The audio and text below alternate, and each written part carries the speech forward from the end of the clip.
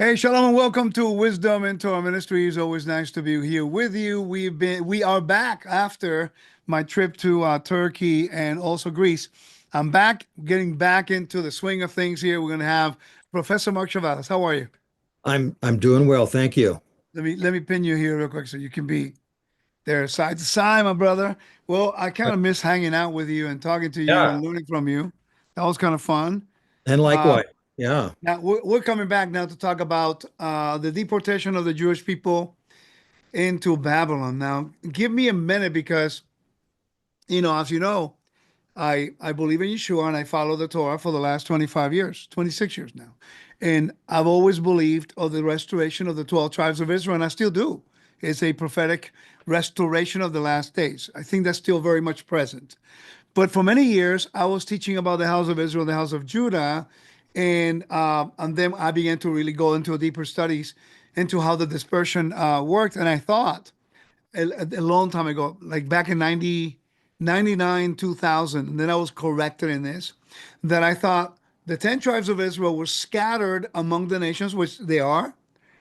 But my mindset was that every Christian was actually part of the 10 tribes of Israel, which obviously is not right. Because if Mhm. that's the case, then why do we need adoption? And why was Paul going to Gentiles? So on and Yeah. so forth. I think we already answered that. So we do know that the 10 tribes are scattered.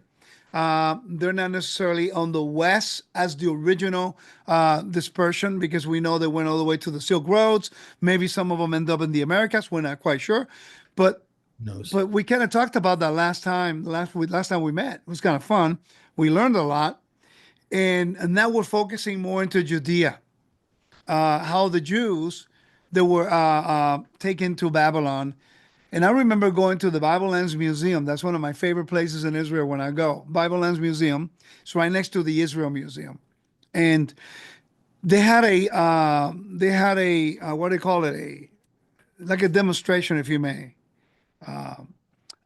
They have a huge thing about the Jews in Judea, in Babylon. I'm sorry, Yeah. and I never realized they even had a whole town name after them. For crying out loud, they were very well regarded within Babylonian captivity. It made me realize, what kind of captivity is this? Although they were captive, they never wanted to return after a while. Only a few returned, less than 10%. Man, they were living better than I expected captives to live. And that was very puzzling to me because, as you know, throughout ancient Near Eastern history, different kings had different ways of dealing with captives. And it's interesting that there was a window, and correct me if I'm wrong, I'm actually asking you. There happens to be a window in which they were moving people instead of destroying them, per se. Yeah. And I found that so peculiar, which basically fulfilled the prophecies of God of the dispersion, actually. Well, you think about it, it takes a lot of effort to get rid of a people. And so it's in fact the Assyrians and Babylonians, and by the way, the Babylonian kingdom of Nebuchadnezzar really, though it's politically very different than the Assyrian kingdom, they're enemies. In many respects, they were part of the same continuum. Uh, they have a big problem. The core of Mesopotamia has been depleted of its population. And so they still have lots and lots of farmland and other areas that are not being used. And they also have their merchant class is dying out. And so, in many respects, attacking Jerusalem like Nebuchadnezzar did in the Bible, he was able to take full advantage of that. And so, if you think about it, the Bible tells us exactly what happens when you deport people. You don't deport poor people, you deport the middle and upper class people. Yeah, by the way, that one point is very, very important. In your article, I'm sorry to interrupt you, but I That's all was going to right. bring that up later, and I thought that's something that I missed in my research back in the day. I assumed that they took everybody, and actually, the Bible actually tells you that they took the poor people. And I'm looking for the part. I mean, it's your article. You know where it is, but the verse. I'm just looking for that verse because it was very intriguing. To be honest with you, that's something that I found out much, much later. Yeah. And understanding that really gave me an opportunity to really relook at what I was teaching. I think putting it in this right historical context helps me a lot. I can't find it right now, but it's in your article that you sent me that I read. It's quite interesting. Yeah, and I'm not going to find it right now either. But the point is that it actually makes political sense for the Babylonians, or if you can call them the Chaldeans, to do this, is that they're moving in people that will be of immediate use to them. Right, I got it.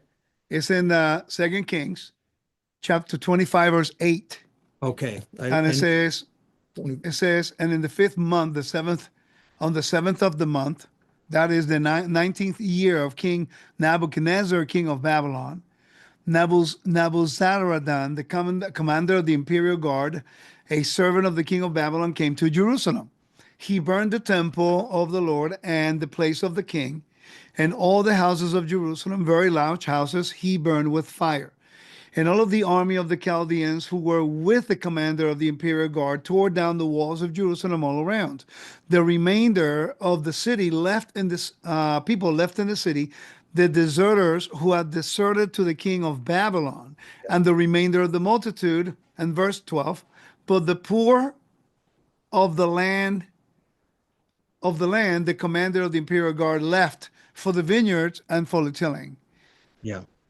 That's quite interesting because here we thought everyone was taken, but in reality, like you said, only people with status and with trades were actually taken.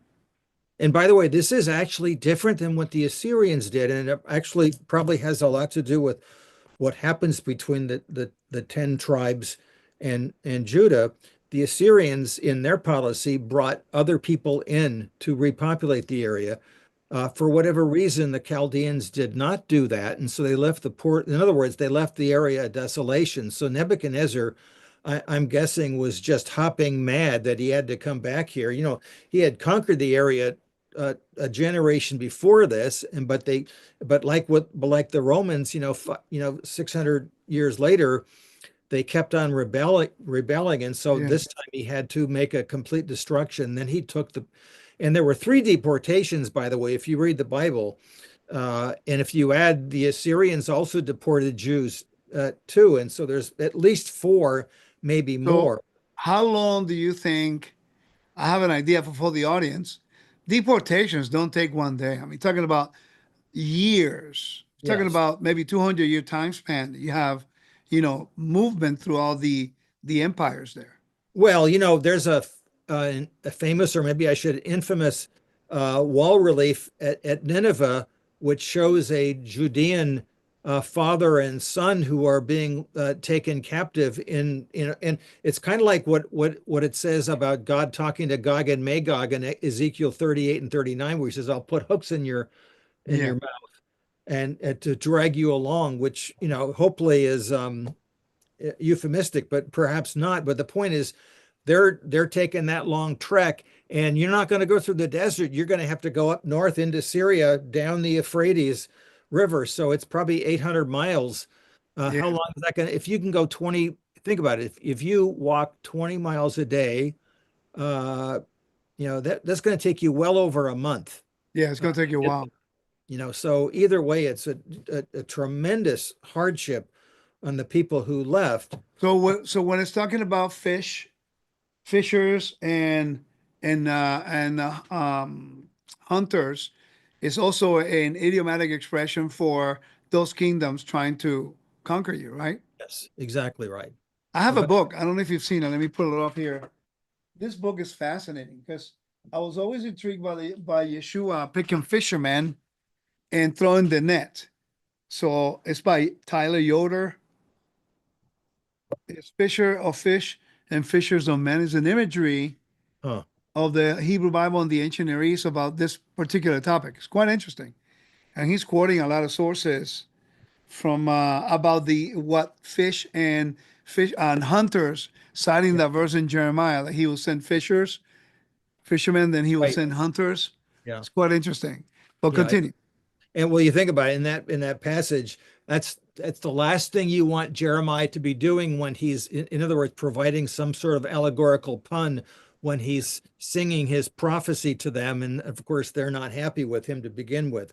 But so anyway, so basically, we knew that the Jews had gotten to Babylon, and uh, now about a century ago, in fact, a little more than a century ago, they found tablets in Babylonia, and I'm not sure of the find spot because, of course, in the early years they would excavate and not necessarily know where it came from. In other words, they put tablets and everything's in boxes, and they would send them off either to the British Museum or to Berlin or to Paris, and they wouldn't necessarily know where they came from. So we know they came from somewhere in Babylonia, but there's a there's a group of merchants called from the Murashu family, and they had, but this is in the Persian period, so it's about a century after all the stuff that we're talking about, and they're interacting with Jewish people.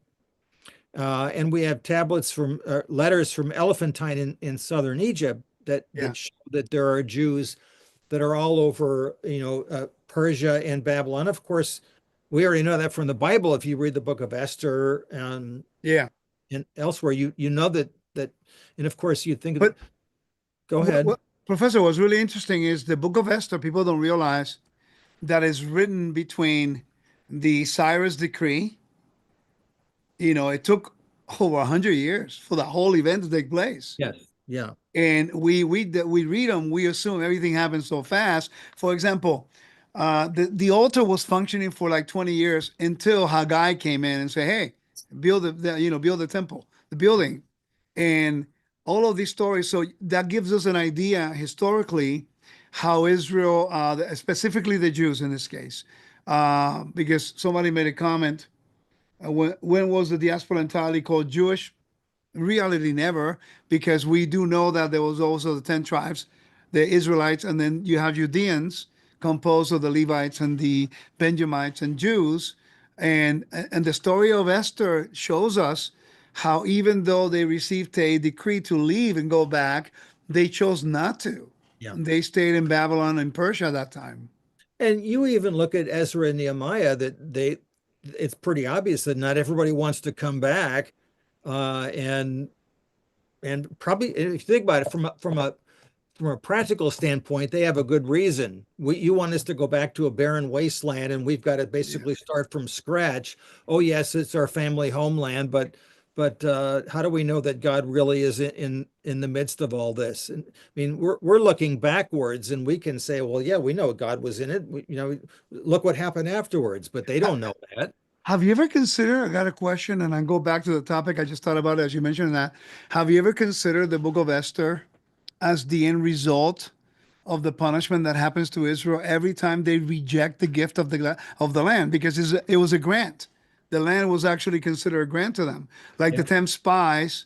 When they reject the land and the people died, every time I follow a pattern. Every time people reject the land, which is a gift of the king, something that's the honor of the one given the gift. Have you ever Uh, considered that? I think that you're right, and it probably doesn't even have to be brought up. It's probably obvious to them. And then with the Book of Esther, of course, the point there is God is going to protect them in spite of Yes, their true. unbelief, and of course it doesn't say anything. And you think about it, I mean, I'm sure you know this, that the word for God is not even ever brought up in the Book of Yeah, Esther that's true. That's because true. because of the whole concept of Purim. And so, in fact, I think they're trying. That's why in the Greek text they added excerpts of prayers because we're uncomfortable with this. Anyway, so to get back to this, and so it's probably shouldn't be surprising when uh, cuneiform scholars began to look at a lot of these collections. By the way, there are cuneiform tablets all over the world. They're not just in the big places like Berlin and London, etc. They're interspersed in private collections. And this one particular private collection they started with was near Cornell University, um, um, up in Ithaca, New York. But there, especially in the early days, collections could be found anywhere. And so if you're looking for a particular thing, sometimes you can find a broken piece of a tablet, and one broken piece could be in the British Museum, and another broken piece might be found out west near Berkeley, Yeah. of all places. And so now that we have the internet, they can now put all these things up. Even if they're not published yet, they can put them on file and people can look at joins and say, oh, I have a piece of a text here and there's a join over here in Berlin. Oh, Yeah. and well, anyway, so they began figuring out, oh, we've got a collection of about 200 tablets throughout the world, and they're talking about Jews interacting with Babylonians, and it's rather specific. It's late in the reign of Nebuchadnezzar, about the 570s, and this is about 15 years after the conquest of Babylon, down to I think the beginning of the reign of Xerxes. And so it's about an 80 year, that's the 480s or 490s, but about an 80-year period uh, where we have administrative texts talking about people who have suspiciously looking Jewish surnames. Although the problem is they don't always come out well, in cuneiform. In other words, how do you write, like the divine name in a cuneiform text written in Akkadian and things like that. For example, the hypocristal, the short form Ya comes out as Yama in cuneiform. That's And interesting. and now they know these are Jewish people because one of the towns they're living in is called Al Yahudu, okay, Yeah. a Jewish town or whatever. By the way, we don't know where it is, but it would be like me talking, uh, you know, let's say, we're talking about, your area in Florida, and I keep on talking about Orlando. And every time you go somewhere, you have to fly out of Orlando. Uh, and we talk about this or that. I'm gonna guess at some point, well, you probably living in the vicinity of Orlando, and so you're not Yeah. near Tampa. You know what I'm saying is that I'm it's not some, even in Orlando. I'm actually, yeah, but you know what I'm saying is that, yeah. but you're within striking distance of So I that. always say I'm from Orlando because of that. Right. Well, I used to say I was from LA, like you Yeah. well know. Yeah. Do, Even do though, you do you mind if I show some of the cuneiform so they can see what you're talking oh about yeah, as you're definitely. talking? Yeah. And this is an article that you sent me on the book that you were Yes. showing me. Yes. Yeah. And it's really fascinating because this is you can explain it better than me, but I Well, will read the translation here yes. in where it says Yama. There we go. Mika Yeah. Yama. Well, you think about that. That is probably something like Micah, Mikael. Mikael would be Michael, and so the Yama there is probably the way of writing the divine name without actually writing the divine name. And so we think that's probably somebody whose name is kind of like, Micah or Micaiah or what have you. And he's a witness in this particular transaction. And by the way, the transactions themselves are pretty unremarkable. They're garden variety texts, and the scribes that write them are always Babylonian clerks. By the way, this is pretty recent, and so the Jewish people who are living there are probably they're unless they're somebody like Daniel later on, they're probably not learning the Babylonian script, and so they got to hire a scribe to do their business. Occasionally, we'll actually find a fragment of a piece of handwritten Aramaic or Hebrew on it. Almost always Aramaic, but once in a while there's a fragment of Hebrew from this period written on the side. I forget which text that was. Yeah. This is Let's the see. slave rental and conversation with Yeah, the critic yeah, pledge.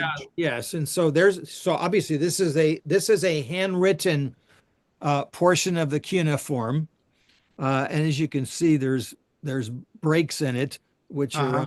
unfortunate, but that's pretty typical. I did not send you any of the photographs, but in the old days, I was always lousy at my handwriting, and so here's what is called a transliteration. This is a sign by sign rendering of the cuneiform text. When it's in caps, it's a word sign. I don't want to go into all the details about it. They can watch the Akkadian Yeah. thing first, and then as we go further down, it'll have the translation from the sign by sign rendering, and so that's the thing that's pretty cool. And so Sid Kiyama, by the way, Sid Kiyama is probably something like Zedekiah. Yeah. And it's Um, interesting because it's son of, it follows the yeah, same language that the yeah, Bible normally talks about.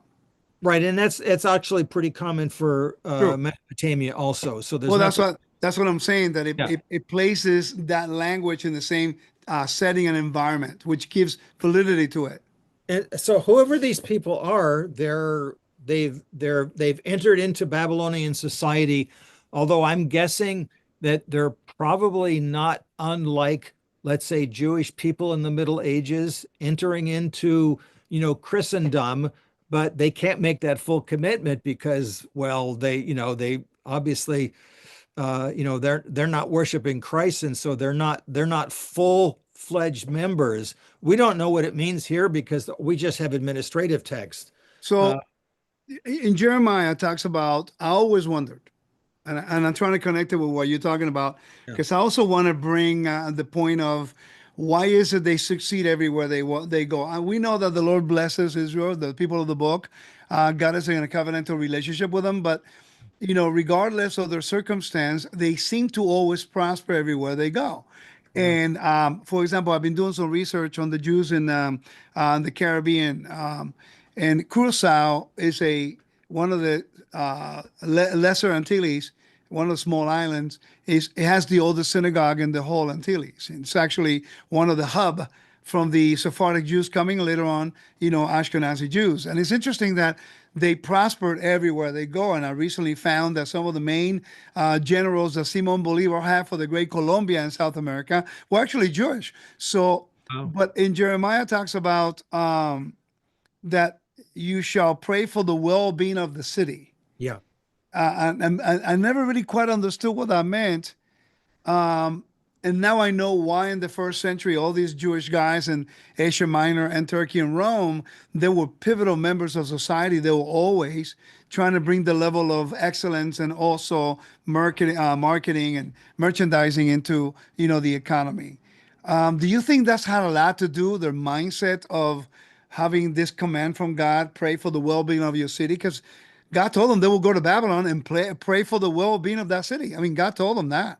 I think that you're absolutely right. And you look at, of course, the big passage is Jeremiah 29, where Jeremiah is sending that letter to them saying, in spite of your circumstances, here you are. And you think about it, this is an excerpt of a real letter that Jeremiah sends them. And how does the Jeremiah source have access to this? I don't know as a historian, but it's pretty cool that he has it. Can And we read that verse? It's Jeremiah yeah, 29. Would you mind if we read it? Because I think yeah, for the sure. topic that we're presenting, that you're presenting,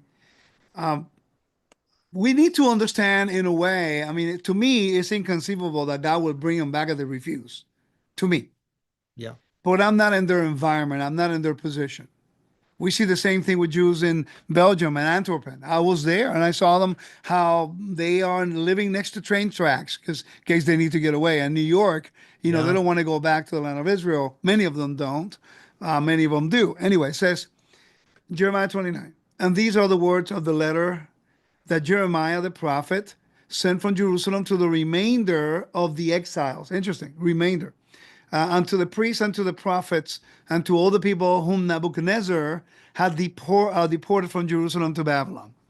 After going out, Jeconiah the king, and the queen mother, and the court officials, let me go to verse 3, by the hand of actually, it's telling you the elite, what we're talking Yeah, about earlier. yeah. So let me finish that. The court officials, the leaders of Judah and Jerusalem, the artisans, the smiths from Jerusalem. We're talking about people who have trade. Upper and middle classes. Right. Yes. And by the hand of Elisah, the son of Shaphan, the Gemariah, the son of Hilkiah, the son of Zedekiah, the king. So it says, and seek the prosperity of the city where I have deported you, and pray on behalf of it to the Lord, for in its prosperity you will have prosperity. Yeah. Quite interesting. Yeah. And of course, you think about that. That's what does Paul say? It's pretty much what Paul says in Romans 13 about Right, praying right. for your government and things like that. And you think about it in the previous two verses in Jeremiah, it says, build houses and live in them, plant gardens, take wives, and become fathers of sons and daughters. Yeah, I didn't read about that one. And Sorry. now, well, but the point is, that's exactly what we found they did. Yeah, In these cuneiform texts. There are about 200 of them now. They've been collected by these scholars, Pierce and Wunsch. Um, and I've showed you before we got on, I showed you the two volumes. They're not easily accessible, can by the you way. can you show this resource because I want them to see Yeah. the resource that you're using? Here's here's the one that uh, was published in, I think, 2014 by Pierce and Wunsch. Excellent cuneiform scholars, but also from the late period, and they're well versed in West Semitic and Judean studies also, so they know what they're doing. Uh, Yeah, so that's this one volume, and then a second one just came out. They had been promising it for a decade, and it came out at the end of 22. I was not able to physically see it until recently. Unfortunately, it has a library cover on it, and so all you have is the title here. yeah, Uh, I Once Judeans by the Waters of Babylon. And it's not easily accessible. I ordered this through a library just to take a look at it so I can scratch it and sniff it myself. yeah. Uh, and I only have it for a few weeks. And um, so the, but anyway, there's so far there are about 200 texts showing that these people are buying and selling and operating as normal. And you got to figure if I'm a Jew living there, and let's say I'm not terribly religious and I've got a good gig going on, why would I want to go back home? That'd be like saying you're living in New York City and doing well, and well, we want you to go out west, and it's 1800, Yeah. 1820s, and well, you're going to start off, it's going to be pretty tough for you, but it might be good for your descendants. No, you're not going to want to go. But it is, but it seems to me, in my own perspective here in the Western world in the 21st century, to be an odd kind of captivity. In other words, Yeah, I am captive to the Babylonians, but yet I have free reign in the city and I can make money, I can make business. yeah, That to me is incredible. Like I told you, I sense that through the ancient Near Eastern history, the mode of operandi was a little different in regards to captives. yeah, Some cultures they destroy everybody, cherem, and yeah. then all of a sudden, and there was a time period. Correct me if I'm wrong, but there seems to be a time period that coincides with the time of Israel going into the dispersion, in which now they're being, changed. And I wonder who came up with that idea. I mean, I think it's probably more widespread than you think because it's easier. In fact, you think about what the Romans do. If you look at Roman history, they usually do not try to annihilate another people group. They try to have them join them and say, listen, it's in your best interest to join us, and I'll make it worth your. It's kind of like the mafia. Hey, yeah, yeah, I'm going yeah. to give you an offer you can't refuse. Ah, And most people won't refuse it. And if you do try to refuse it, then they're going to come in and waste you. And you think about it, that's what happens to the Jews, in Jerusalem, is that they decided they were going at all cost go against Babylon, and they got their back broken, and okay, those but that survived what went you in. just said, they got their backs broken. So now we have to consider looking into what occurred that it demoralized them to the point that I say, okay, we're not fighting with you. With this is a penalty for what we did wrong, and God says we're gonna be okay if we do our thing. So I asked that question a long time ago, and I'm thinking, so what would cause a whole country to go willingly into captivity after they were destroyed? Clearly, but they're not trying to kill you there. They're trying to give you opportunities to live. So it's kind of weird. So I found, and please, I need you to help me with this because I found that honor and shame is very important when it comes to this. Destroying their temples, killing their kings, or taking them captive. People felt so connected with religion and nationality was one of the same that when you destroy a temple, basically it's a huge signal. It's like saying, your God has no power. We lord Yeah. over you now. Yeah. And we don't seem to understand that in the Western world. No, not at all. And really, you can you imagine the emotional and spiritual disconnect that they now have because they have to now start thinking, well, does our God have any, I mean, does he have any power whatsoever? Right. How can this possibly happen? Jeremiah, of course, answers them with an answer that they don't like. Oh, by the way, it's your fault that Right. this happened. And of course, he got no converts. And so here they are, making the best of their situation. And by the way, the Babylonians, uh, by the way, they're not doing this for altruistic reasons, but they want the Jews to do well also because it will benefit them. It's the Assyrians did Yeah. the same thing. When we start looking at Assyrian sources about the Sumerian captives that are in there, they're saying, well, I don't understand. Why wouldn't you want to come and enjoy the fruits of what's happening here? Don't you? That'd be like, I don't know. Let's put it in the context of America. Americans are coming into Central America or somewhere, and they're dominating and controlling and saying, "Don't you people want to become Americans? Just come on." Yeah. They're naively thinking that everyone would want to join into their prosperity, and of course, that's not always true. Um, and so so now we find out the Jews are prospering, or at least the ones that are in these administrative texts. And by the way, administrative texts are only written by people who are middle and upper class. If you're Right. poor, you can't afford a lawyer. You can't, That's I mean, true. or a scribe. And we have to recognize this when we're looking at cuneiform records. The only people they talk about are either slaves that are being handled back and forth by people, or they're talking about middle and upper class. The poor, in general, who are theoretically free, we know next to nothing about them. You know what's interesting? I follow that thread of every time Israel went against adversity, not only in the biblical narrative, but also in the historical after the canons.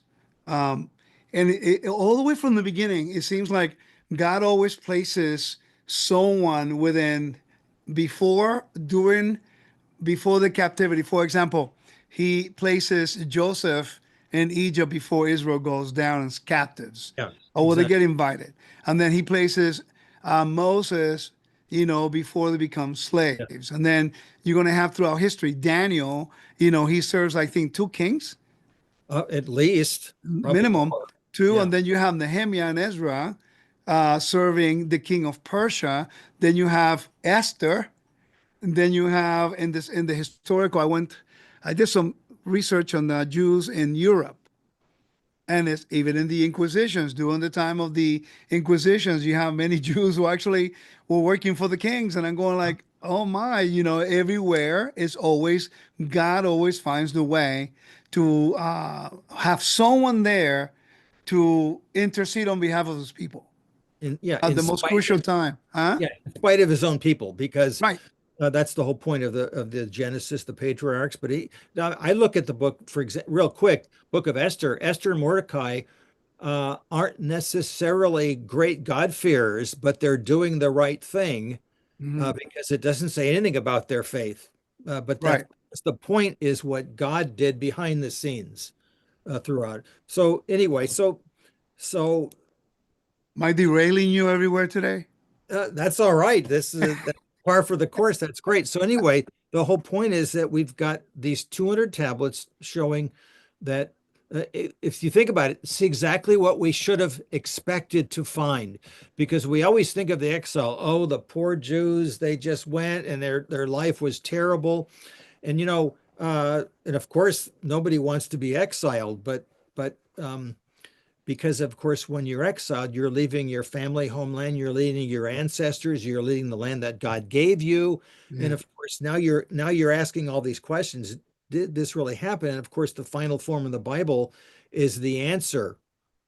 uh you know um I know I mentioned this before, but if you think about it, the Bible was written by the political losers, but that's the whole point. God took this horrible situation and made something good out of it. If you don't believe in God, you have to look at this and say, how could this have possibly happened without a divine presence behind all of this? It's That's what I was thinking. I'm thinking maybe that, like you were talking about Esther and Mordecai, maybe they were not as religious, but when things got difficult, they did what Israel did in Egypt. They called out to God for rescue.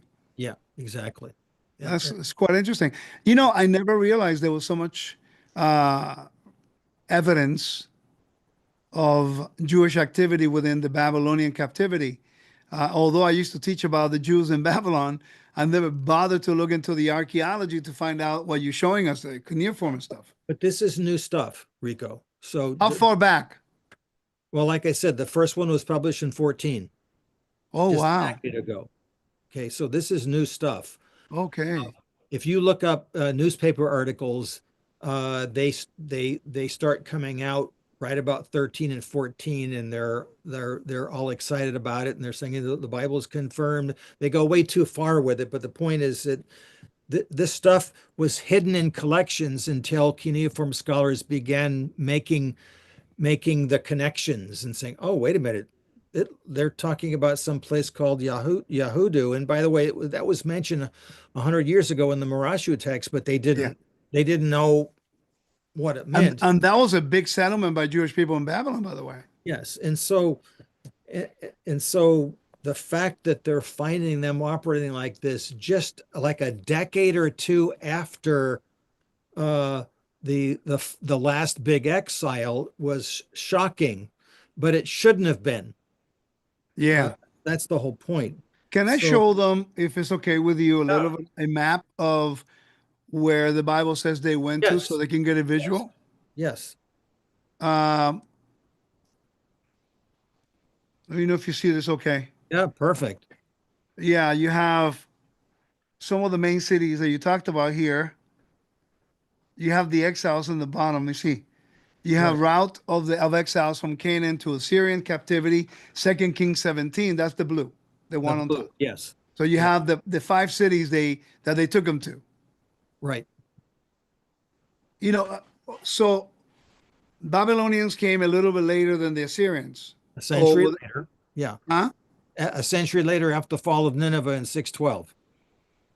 That we never really make those connections either. We just Yeah, assume they're all living at the same time, fighting each other. yeah, So it's the death of one kingdom, the rise of another. right. So how long did it take for the Babylonians to control that area? Well, um, you read the book of Nahum, three short chapters, it's pretty quick. But the point is that you look at cuneiform sources, the Assyrian Empire falls rather dramatically and rapidly, right around 614 to 612. And within 5 years, the Assyrian Empire is wiped off the map, and there's a big power vacuum, Wow. which is very quickly filled in by Nebuchadnezzar's father, Nabopolassar, who's Yeah, also mentioned in classical sources. He jumps in here. The other people group that helped with this their conquest were the Medes, the Madai, but for whatever reason they don't take advantage of it and come into northern Mesopotamia. But the Chaldeans in the south, who are already they had already broken away and become independent from the Assyrians, now they come into that power vacuum, and the other people group who are moving in to try to take over are the Egyptians, by the way. that's right. And you know who gets in the way of the two? It's Josiah, the king of Judah, who tries to stop the Egyptians from coming up at Megiddo and is killed in battle. Right. We have that in the end of Kings, but also but especially at the end of the book of Second Chronicles. So this whole event that I see here in the map, deportations of the Israelites and the returns, um, is a period of what, 300 years then? Well, no, it's less than that. The deportation begins in the 720s. Right. Uh, and it's now a century later that the Assyrian Empire folds. And you think about it, the the Jews living in Jerusalem right around 600, Nebuchadnezzar's the new kid on the block, and they're thinking, so does this guy really have his medal? I mean, maybe we can declare independence because who knows whether he's any good.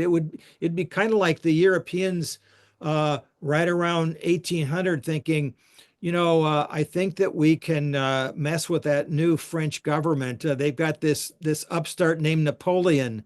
Yeah, And of course, they didn't know it was Napoleon. yeah. And so they didn't even bother at fighting him, altogether. They try to fight him one at a time because they figure it's just this upstart. So they don't know who this Nebuchadnezzar guy is. And of course, he defeats the Egyptians at the Battle of Carchemish soon after Josiah's death. So this is around 605, and that's when he comes now into Jerusalem for the first time and conquers it. But the Jews, of course, don't. They keep on rebelling, and 20 years later, he destroys the city, and that's the final deportation. So there's Well, there's for what I read, I don't think the king of Babylon at that time wanted to destroy the city. It was that the fact that the king of Israel, he swore allegiance or made an oath with the king of Babylon, and then he went and did something with the Egyptians. And by the way, yeah, that is a transgression. Even God judged that. He says, yeah, because you have to use the name of God to make an oath. yes. Now, but I have to say, it would be like uh, somebody. They would be like a bully on the playground, so coming up and say, "Do you promise, you little kid? Do you promise to give me all your lunch money?" And Yeah, he, of course, says yes. And then he brings his big brother the next time. Says, "Well, I'm reneging on my promise." Well, of course, the promise was under duress. right. And I have to admit, because even Hezekiah breaks his oath with the Assyrians, and the Assyrians make a big deal about it. But what choice did Hezekiah, Well, you know? don't you think that understanding what oath represented in the ancient world, if I make an oath with you, but I break that oath, it's equally there's going to be judgment because we broke a Yes, treaty. yes, But worse is if the name of God is involved and I make an oath with you, because the prophet already knows that I'm going to be going captive to you, but yes, then I'm trying to go behind this oath that I made and make another with another kingdom using the name of God. I think the Lord himself got upset with that because that brings shame to his, yes. Profanes his name. right, profanes his name. That's what I meant.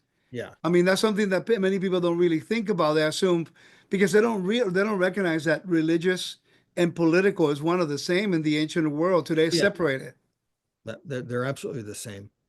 I'm Yeah. fascinated by all the cuneiform stuff. Oh, well, good. That's your next job. No. Ah, I'm telling you, but there's so much evidence, and sometimes we are so zealous, and I think our motivation is not in question here, and I don't think our desire to speak truth is in question here. Obviously, we all want to do it, and we do our best, and we study so we can present the best facts possible. But I think that maybe 20 years ago or even 18 years ago, I was really trying to push on one particular point without the proper evidence. And it's not that the point is still not valid. It means the way that I was approaching it and the information that I was, that was, and the context that I was presenting it was not complete. So, and sometimes that creates lack of credibility when we're trying to do a work for the Lord. And then somebody who knows the history more than we do say, wait a minute, there's something wrong here. That's not accurate. And that's why I submit to every single one of you that are watching that I am not by any way saying that God is not having a plan to restore the 12 tribes. What I'm saying is that we've looked at certain areas and we got ahead of ourselves without validating information that we found to help us and guide us into the proper context while we're reading. And think about it. Welcome to the human race. We want to do this, and I think it appeals to our religious sensibilities. And so I want there to be evidence for the 10 tribes, for example. So I'm going to look for it and push hard for it. But rather than allowing God simply to do it and saying, I don't know where the evidence is, but I know what the Bible says, and so I know what God's going to do. And so the same thing with this is that let the evidence speak for itself. God doesn't need us you know to do this for him. Quite he's quite able to accomplish his task with or without us, and so we get the privilege of participating. you know Yeah. and so but Do you all of think us have do that you problem. think sometimes our zeal is what gets the best of us? Absolutely. Yeah, yeah, yeah, absolutely. By the way, that they've tried to look and see if there's anything religious about the administrative text, and of course you wouldn't expect there to be any more than if I look at all your Walmart receipts and I'm trying to figure out whether you're religious or not. I'm probably not going to find a whole lot out. Maybe I'll find that you bought something that was, a religious, you Yeah. bought something, but normally I wouldn't find it. But it says, though the tablets, I'm going to read from a newspaper article I wrote years ago. Though the tablets tell us virtually nothing about the religious nature of the exiles, it's interesting to note that none of the dated texts were issued during Jewish sacred days. By the way, I do have to amend that because in the second volume, there are a couple that are done on either a Sabbath or on a holy day, and it might simply mean that the scribe was doing it and the Jew was not concerned or about it. And of course, that's just human nature. Yeah. Um, that's going to and it's both men and women that are interacting this. Um, a wife acts as a guarantor for her husband's delivery of 1,000 liters of good quality dates. Um, So I it's mean, everyday life. everyday life. Two guys are sharing an ox, and so they have to write out a contract uh, to Yeah, but what's really amazing though is that it's showing the everyday life of a Jewish person and the dispersion when to give us a glimpse of how they live, because we have in our minds that the slavery they went to was the same one as the African Americans or the Africans that No. came to the West. And although in certain places they were treated equally like that, but Right. by and large, it was not always, slavery didn't work like that all the time. No, and you don't want to minimize it and say, oh, well, then if it wasn't bad, it was good. No, Right. it's still incredibly depressing if you think about it. They're leaving their land, their heritage, and they're wondering, what does this mean? Should I even bother doing any of these festivals? Does our God exist? I mean, all those questions would be reasonably go through their heads. And so that is a terrible thing. It just so happens that those who were well-to-do benefited from it economically. And if that's exactly what the Babylonians wanted to do. I think I tried to say this at the outset, is that the Babylonians recognized that they had a severe manpower shortage in their core. Yeah. And so for them, it actually was to their advantage to bring extra people in many respects. What they're saying is, welcome in, you're a Babylonian now. Yeah. Right or wrong, you think about it. I mean, if you look at the history of immigration in the US, what's the whole point is that, come on in and within a generation or two, you're all Americans and you're going to forget. I mean, I got my own background. I'm a third generation Yeah. American and I and know what you're saying. I'm about as American as you can get Right.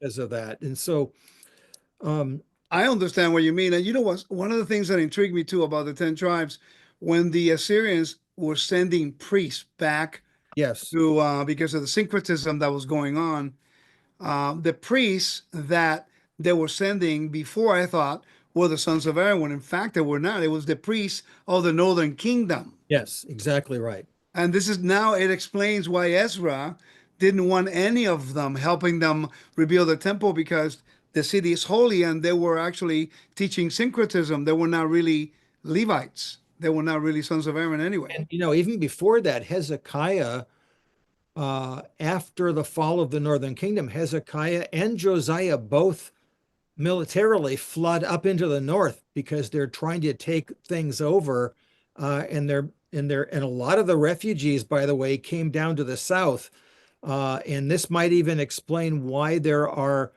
Gary Rensburg has actually tried to figure out some of the different dialects in the final edition of the text, that he finds what he calls Israelian dialect, which would be the northern dialect Yeah. in here and there. I don't know enough about it, but it's really, really interesting. And so here we are with with these people that are just doing mundane things, and it's it's pretty cool. By the way, I wanted to also look. Oh, there's two or three other things quickly. We knew about this. At the end of Second Kings, it talks about Jehoiakim, who's the exiled king, and He's now sitting at the table of Evil Merodach, who is one of the last kings of Babylon. And so we know the date is right around 561, and it's probably where the text ends because the writer doesn't know what's going to happen, but he's pretty much saying happy days are coming up because our king is no longer in chains. He's sitting at the table, and we're hoping that we're going to return and the anointed one's going to come. And of course, for them, because they don't have full revelation, the anointed one is the guy who's going to take the throne. They thought it was going to be, oh, I already forget. Um, but anyway, um, well, we found Jehoiakim in the cuneiform records. This Oh, is really? well, it was 100 years ago by Weidner, uh, Uh-huh. found, and they found some administrative texts. And in fact, if you find that big volume by Pritchard, uh, Yeah. uh, this one here, if you look at page 308, it doesn't have to necessarily be today, but I'm gonna turn to it real quick. Um, 308. Here he page is. 308. Uh, here's one text that's got Jehoiakim uh, and some of his children are getting foodstuffs. In which paragraph, left or right? The right column, it says from administrative documents found in Babylon, some information concerning the fate of Jehoiakim, king of Judea, can be gathered. Yeah. And Weidner published this for the first time in 1939, as you can see, but he found the Yeah. material in the 20s. Um, and very, very German text. Uh, but the fragment of the text here, either the two tablets so far published mentioned, besides Judeans, habits of, you can see people along the coast and even Lydians and Greeks, but they're getting oil and other things for for the royal family, and so Right. this exactly matches what the Bible says is going to happen to them. Yakudu is called Yakudu, Judah. Yes, yeah, and so that's so it shouldn't be surprising to us to find out that when this is happening, we have Jewish people buying and selling and probably owning property, in this area. Um, One other thing I wanted to bring up, which I thought might be fascinating, um, is if you can go to Jeremiah 39:3 for a minute. Yeah. Hold Uh, on. 308. Find. Okay. I'm going to have to go to it too here. Um, Now, I'm really, as a historian, I'm really fascinated when the Jeremiah text has historical narrative in it that's identical to the king source. And so, Yeah. Allow me real quick before we go there. I found sure. the source of Pritchard in my logos, Oh, yeah. and I just want to show them really quickly. Oh, yeah. Great. Yeah, you talk about right here in this section. Right. I don't know if you can see it. They're buying oil for the king of Judah. Yeah. So that's a pretty neat thing there for that to be found. Yeah, that is. It really validates a lot of things. Yeah. And you want me to go Jeremiah what? 39:3. Okay. And let's see if I can find this. 39, 3. Yeah, let's see if I can find my text. All right. So 39. Yeah. I'm there. Okay. Good. It's wrong. So 39:3. If you could just read 39:3, it's a really mundane thing. Yeah. And all of the officials of the king of Babylon came and sat in the middle gate. Nergal, Sharizel, Samgar Nivo, Sarsekim, the chief officer, Nergal Sharezer, the high official, and all of the rest of the officials of the king of Babylon. Yeah, you can stop. So in Okay. other words, this is a pretty mundane thing. It's talking about the end of the conquest and those who were participating in the siege of Babylon. Um, And now the Masoretic text has been divided incorrectly. And so we looked at these personal names, and these personal names are Hebraicized forms of Babylonian names. Right. Okay. So, and I'm trying to figure out, I'm trying to find my article that I wrote another little newspaper article about this. And so if I can find it, then I'm going to, So the event here happened in Babylon. yes. Well, no, No, in Jerusalem. it's in Jerusalem. It's in the 10th month. And so they're telling you exactly when this happened and how terrible all this was. So let's see. Bear with me for a second here because I want to, there we go. There we go. I got it. Okay. So maybe I just read this. The names of these Babylonian officials were difficult to understand because they're written, they're written of course, in the Hebrew Bible. So they're written, they're Hebrew forms of cuneiform writers. And Michael Jersa noticed something odd about the names, something that the translators for 2,000 years could not have known. They weren't divided correctly. I know this sounds really, really weird. But most ancient writing systems did not have word dividers, and Hebrew was the same. And so, and of course, knowing English, you could survive if there were no word dividers. You could, knowing English, you could sort of figure out, oh, this is where this word ends and this word where this word begins, etc. The names of the Babylonian officials were difficult to understand since Babylonian, or the technical term Akkadian, had been a dead language for 2 millennia. And so, and even the New American Standard translators, and I think this is probably NASV here. This is the Lexham. Oh, okay. So it's actually the Lexham. So they've even reproduced the mistake. All right. So Jersa, an expert in Babylonian, was able to discern the meaning of the personal names and realize that the Nebo of Samgar Nebo. If we can go back to where we were. Jeremiah 39:3. Hold on. Let me look at the Net Bible real quick. This one doesn't have it. No. Okay. They're beginning to figure it out here. This has got it correctly. So you'll notice this Samgar used to be Samgar Nebo. Right. So there are two people instead of one. Well, but it's Samgar Nebo was one person and Sarsikim was another person. Now they figured out Samgar is a title for this guy over here. And now Nebo Sarsikim is a real person. Now, this sounds like it doesn't, so big deal. They divided up the names wrong. Okay. But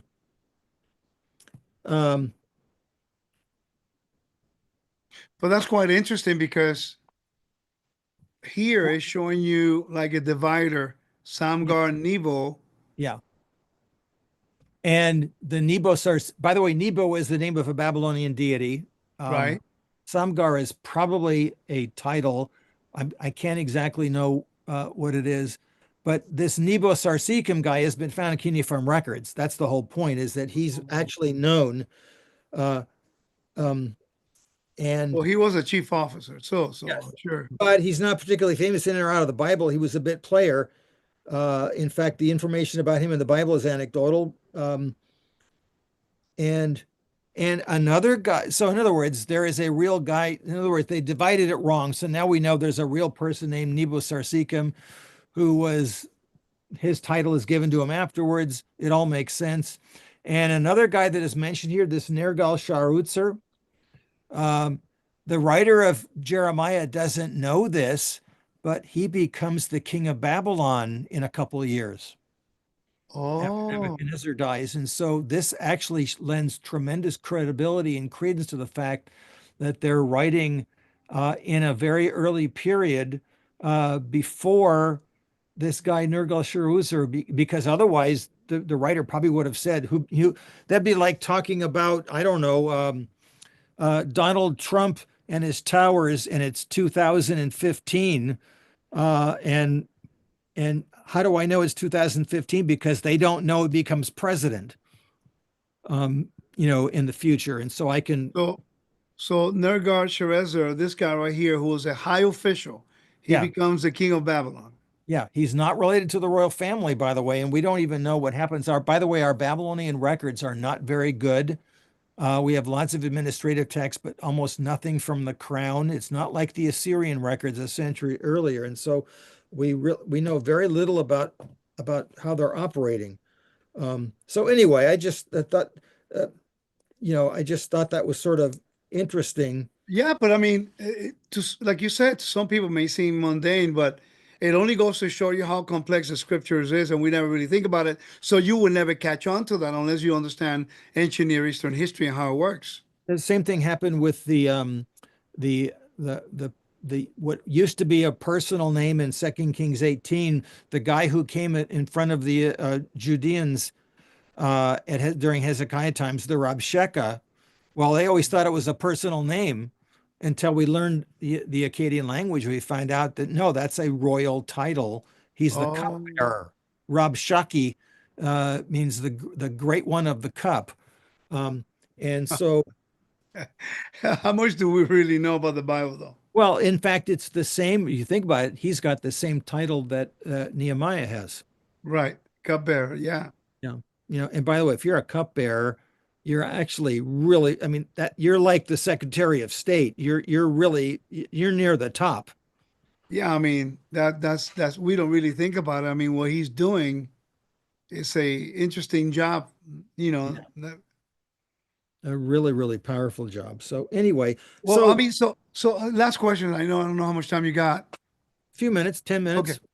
so let's put it all together now. So the cuneiform tablets that we have now is giving us evidence that the Bible is telling a story about real events, real people in a Yes. real place. Yes. So it's actually basically painting a picture of the diaspora, the dispersion. Although they're captive, but they still can function within their society and be Yes. excel to the point of high level positions. And that's what I'm still trying to figure it out. How can they be captives and still be trusted enough to be placed in high level positions under a different kingdom? Well, think about it. This is happening over about 3 or 4 generations. That's true. Yeah. And so, I mean, and so Like the the Germans, for example, yeah. the Germans in the first century, World War II, and then after a few decades, now people are, Nobody they, thinks of somebody having a German name, but if you look yeah, at the records in, mm, 1942, oh my goodness, you have a German name. Or we don't want that. Yeah. yeah, exactly. And so it's the same thing that's going on here. And so the fact that you're Jewish probably is going to be pretty irrelevant after 2 or 3 generations. Do you think they assimilated completely into society, or was Ezra and Nehemiah really speaking to a minority? It's really hard to tell because of course, that is a century after all this.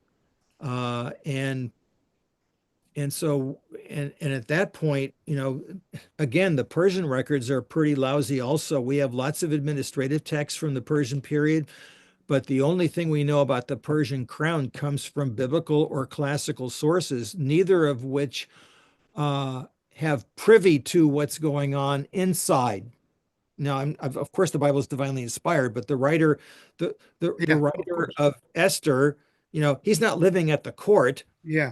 Um, I mean, I know Esther did, but I mean, but they're, in fact, the writer of Esther and the writer of and Herodotus, they both portray the Persians in pretty much the same way as bumbling fools who make lots of stupid mistakes at the top.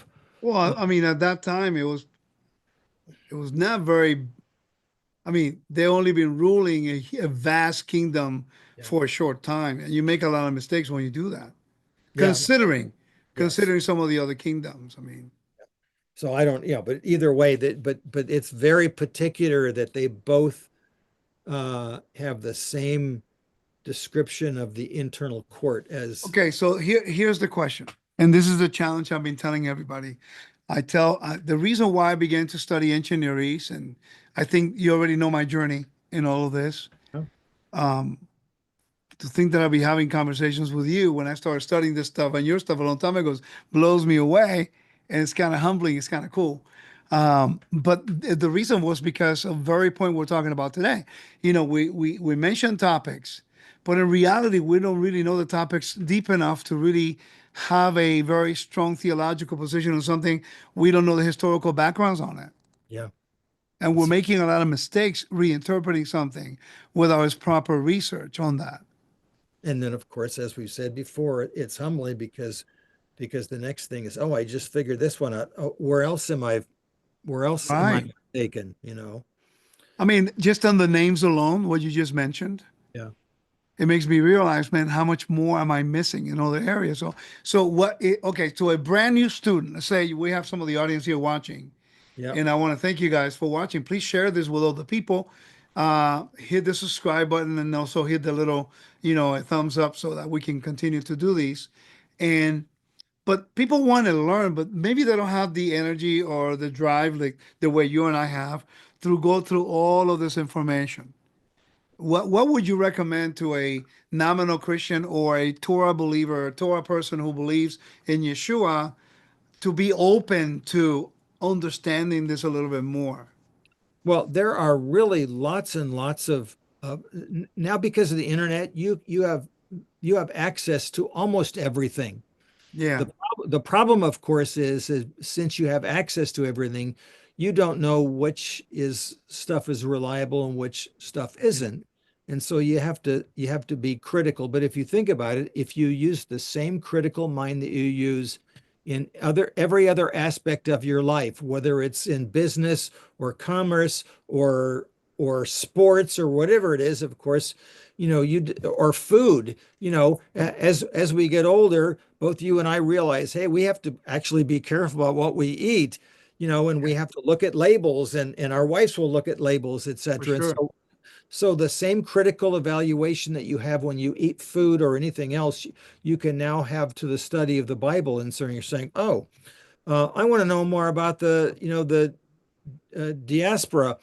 By the way, Wikipedia is not a bad place to start as long as you look and say, all right, I wonder what sources this Wikipedia article is using. Oh, they're using this source. And it's the same thing you were doing on your own for so many years. Oh, Yeah. I looked at this source, they keep on mentioning this source over and over and over again. Yeah. It must be a good source, and so you began to realize, in other words, it was built on it. So then you I was ask, laughing a little bit in a good way with your article because you send me the article in one page. You half of the page is resources. yeah, right. And so there you go. There's um the article I'm writing right now on Genesis 15, most of it will be a discussion of resources, and the actual prose will be so small. But I've got, in order to prove my point, I've got to show Yeah. all the background, where I came from, where I'm going, who I'm using to get this information. So you can start off really slow with background commentaries, and I know you mentioned then, that, I will certainly talk about, the Bible background commentary that I wrote with John Walton and Vic Matthews. Um, That's the but IVP, right? yes, and so you can start with something like that just to get, oh, that I didn't know that Yeah. was a thing, or and then you just sort of build upon it, uh, you know, you know, and then once you start doing that, then you'll start listening, and when start people start sounding like they're off the wall, it's probably because they are, and so I mean, and again, when people like us write a book like this, we have to Yeah. peer reviewed. I mean, when John Malton, who's the mover and shaker of this, when he picked the two of us, he didn't just pick us out of a hat. He knew us and said, all right, these guys are competent. I Yes. think they can do a decent job if we work on this project. It was, by the way, the first major project I did with John. So this is, let me show the audience here. This is the IVP Bible Background Commentary, Old Testament. Yeah. This been with me. Actually, one of my first resources. I purchased this a long time ago, and it's been a blessing. I mean, I'm telling you, it's been a real huge blessing. And also the Sunderland Bible Illustrated Bible Commentary. Yeah, which is a 5-volume work, which is better in many respects, although really expensive because Yeah. lots of Back there. where it's for further reading and all that. And so a one volume is really nice to start with. And if you get the bug, then you go to something else. Um, It's and you, available in Spanish too, by the way. In oh Spanish is yeah. also in Logos. In fact, it might even be in Portuguese now. I can't remember, but I think because I had a Brazilian friend who found it. But so and another place, if you're interested in podcasts, and now I'm going to toot my own horn.